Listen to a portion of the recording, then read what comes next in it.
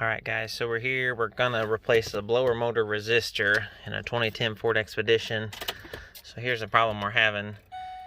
You turn the fan all the way up and nothing. As you can hear, there's no noise. Now the rear fan, it still works. I don't know if you can hear that kicking on or not. But this front fan, on every setting, it doesn't do anything at all. And we just noticed this the other day, yesterday. We always run it on auto and it just wasn't defrosting or anything. So we got this new, I picked it up from O'Reilly. It's a $22 part, a blower motor resistor. So that's what we're gonna put in. There's just one plug, 2 screws that hold it in.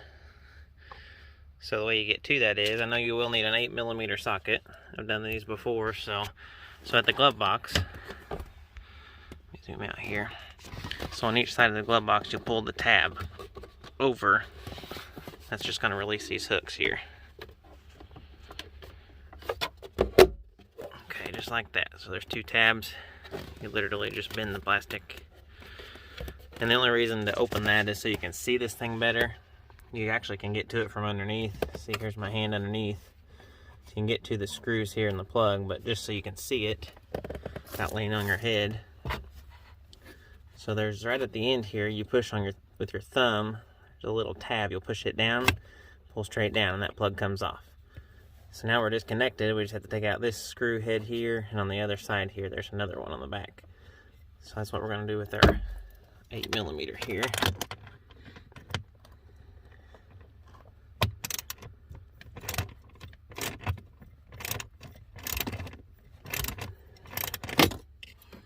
Of course, the workspace is pretty tight, and it's a good knuckle scratcher for you.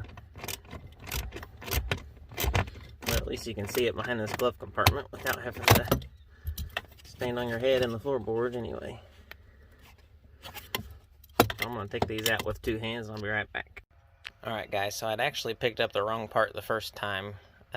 This Expedition here is the limited, so it has the automatic AC.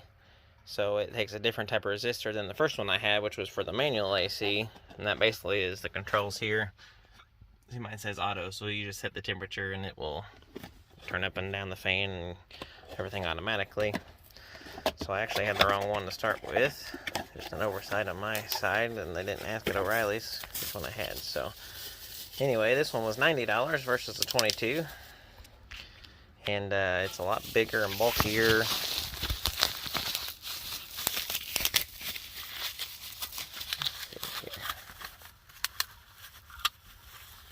That's what it looks like. And this is the old one that I took out. Identical. So now we're going to put this new white one back in there. So basically it's going to go up inside of here. I'm going to reach in from underneath. And the plug side goes down.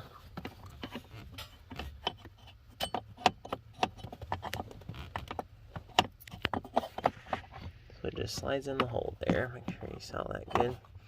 Slides in the hole, your 2 screw holes line up.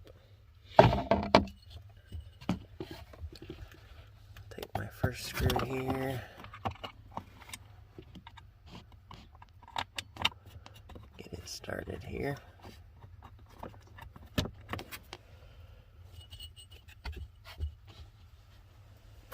The second one you really can't see from up here. You can feel it though, you can feel the ear back there.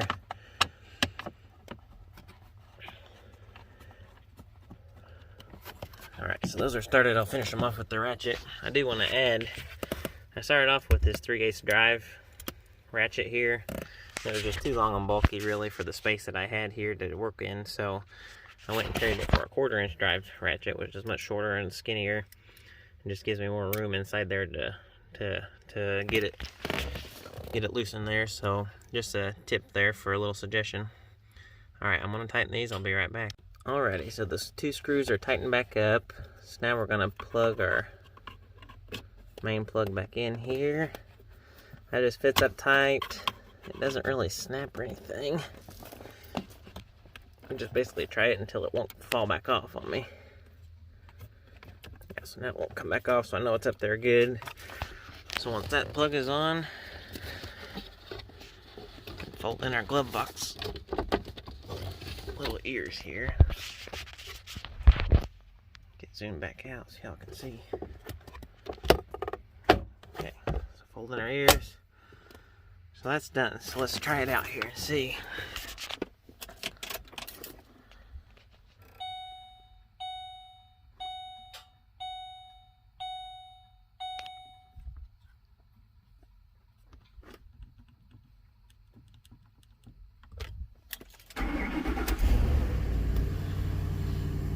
Still nothing. Still no fan on the front here.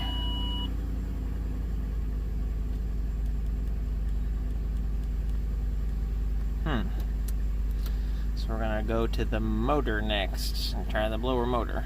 So thanks for watching, guys.